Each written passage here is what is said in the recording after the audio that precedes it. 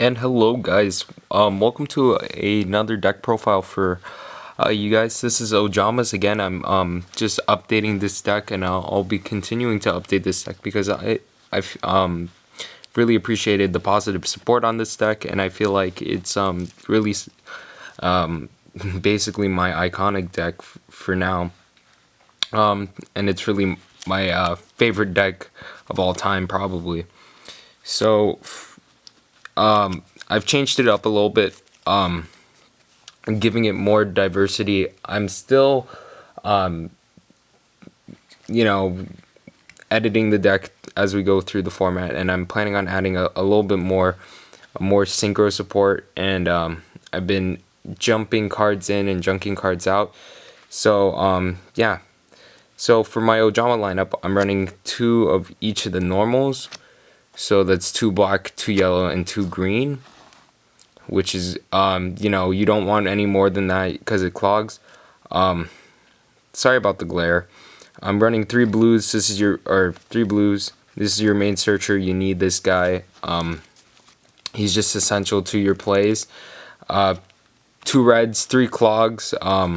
I mean, he does help you get rid of a congested hand full of other OJAMAs, but other than that, you just want to search him out with your blues or with your countries. Okay, so that's your OJAMA lineup. For your Raccoon engine, you're gonna run 2 of each. I feel like 3 clogs. They're all searchable too by Obedience School, which is alright, and they're Earth.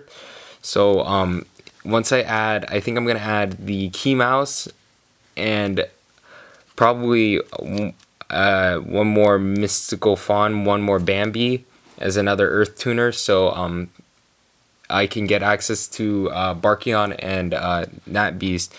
So I'll be editing the deck at some point to add those, but for now, so that's your Raccoon engine. For your tuners, I'm running 2 Fabled Cerebrals because I still really like Unicorn because it's a really gimmicky card and I like sacking people with it. 1 Bambi right now. I'm thinking about running 2. 2 Junk Synchrons. I'm actually considering cutting these because as much as I do like the level 5 synchros you can make and how easy it is with Junk Synchron, I feel like it doesn't synergize nicely with the beast orientation of the deck, but it does give you a lot of outs to different things, so I'm keeping it in there for now. If anything, it's going to be the first thing I cut, but running it at 2 is still really solid. So for your OJAMA spells, you're going to run 3 Hurricanes, or 2 Hurricanes because it's super good. You don't need 3 because it'll clog. It's searchable, it's pitchable. It's an overall just good card. I mean, it's a Heavy Storm plus a Raigeki, but the condition is kind of steep. 3 Magic. I mean, this card is great. You can pitch this with your Bambi, or you can pitch this with your country, and just search out your trios. And 3 countries, basically essential for your big plays, and really I like messing up my opponent with swapping attack and defense. And I mean, there's a lot of cards in the meta who have basically no defense and high attack. And then for your non-OJAMA spells, I'm running 3 Obedience School, basically essential for any beast, low level beast deck, and it basically lets you turbo your number 64 and a lot of your other synchro plays. I'm running 2 polys now, and I'll show you what the poly targets are, and I'm probably going to increase the poly targets soon. So I'll explain this to you later.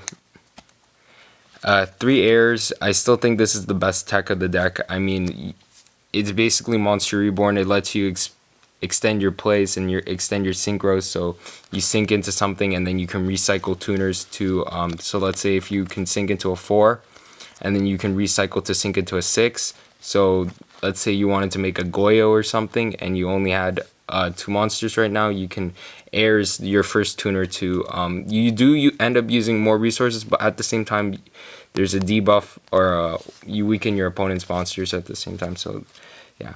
And so for my trap lineup, it's basically Compose, Vanities, Bottomless, and 2 Royal Decrees. You don't really like back row, so the decrees are nice. These things are just stuff I feel like are good this format, and just be careful with your decree interactions. So here are the 2 fusions I'm running currently. I'm thinking about doubling up First of Dragons. First of Dragons basically just gives you a big beater to sit on. Generally, he can't be destroyed. He ignores monster effects, and he can only be destroyed by battle by normal monsters. And there aren't any normal monsters that really sit over 2,700 that are relevant in the metagame. So you're probably going to be able to sit on him for at least a turn or 2, which is really good.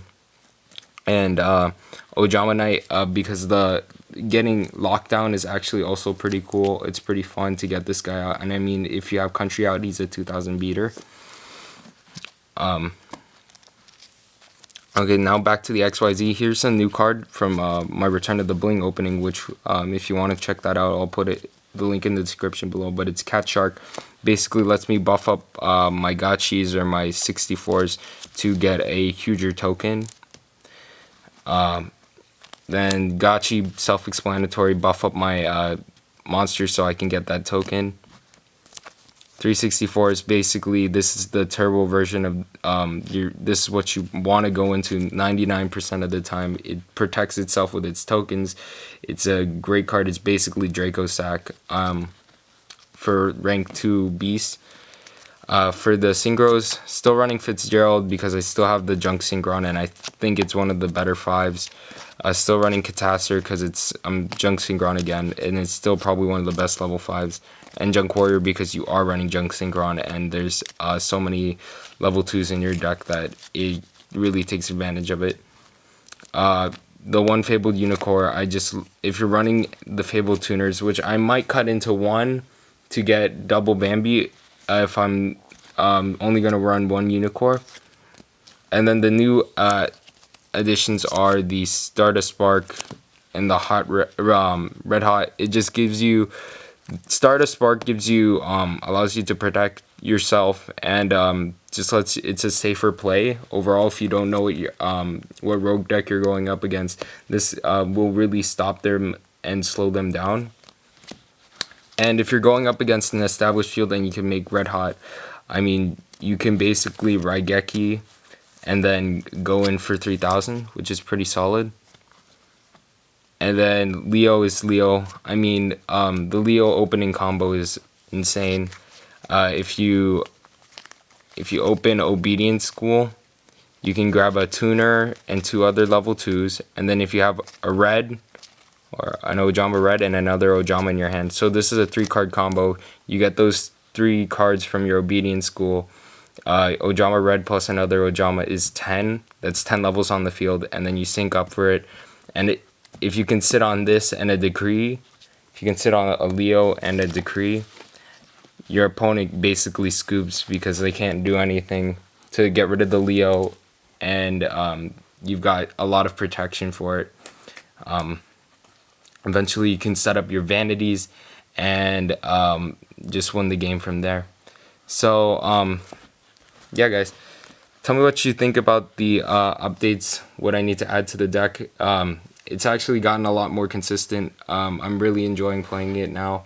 I'll be updating it more throughout this format. And as always, guys, peace.